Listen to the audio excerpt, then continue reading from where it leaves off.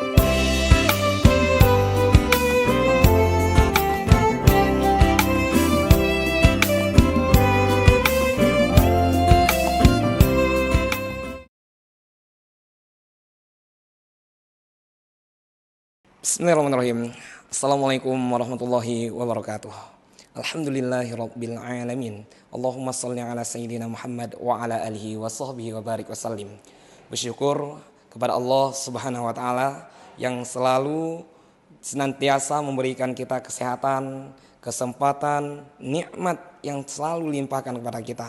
Bayangkan satu nikmat saja dicabut oleh Allah Subhanahu wa taala, ya. Sering nih diulang-ulang oleh guru-guru kita. Ketika nikmat dicabut oleh Allah, apa kemampuan kita? Satu pun tenaga tidak diberikan oleh Allah. Apa yang bisa kita lakukan? Tidak ada yang bisa kita lakukan. Dan maka oleh sebab itu patut kiranya kita bersyukur dengan nikmat yang telah diberikan oleh Allah dengan perbanyak ibadah kepada Allah, istighfar atas segala kesalahan yang telah kita kerjakan.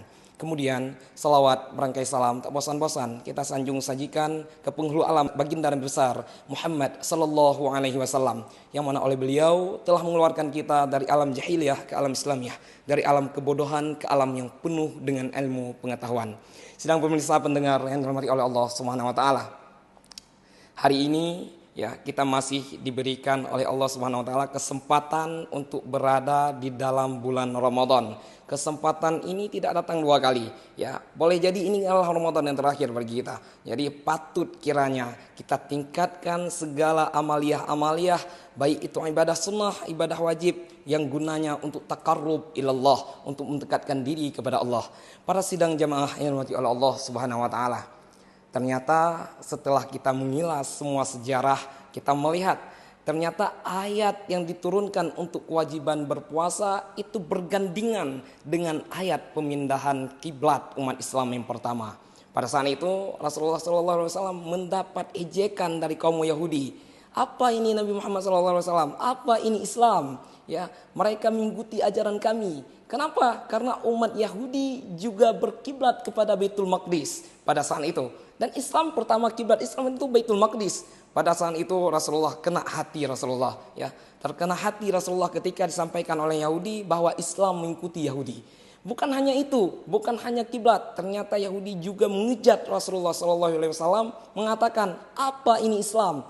Ada puasa Asyura, sedangkan Yahudi terlebih dahulu melakukan puasa Asyura itu, puasa pada 10 Muharram. Pada saat itu Rasulullah mengadahkan tangan ke langit, meminta hikmah kepada Allah, meminta penyelesaian permasalahan ini kepada Allah Subhanahu wa taala. Pada saat itu diturunkan suatu ayat, yaitu ayat 144 surah Al-Baqarah untuk mengcounter tentang kiblat tadi. Qad nara taqalluba wajhika fis sama' falanwalliyannaka qiblatan tardaha fawalli wajhaka syatral masjidil haram. Ya, pada saat itu Allah menyampaikan, mulai saat ini kiblat sudah dipindahkan kepada kiblat yang kamu ridhoi, yaitu Masjidil Haram. Ya, di samping daripada itu untuk mengcounter yang katanya Islam mengikuti puasanya orang Yahudi, ternyata tidak. Allah menurunkan, ya ayyuhalladzina amanu kutiba alaikumusiyam kama kutiba alal ladzina min qablikum la'allakum tattaqun. Allah turunkan syariat puasa di bulan Ramadan.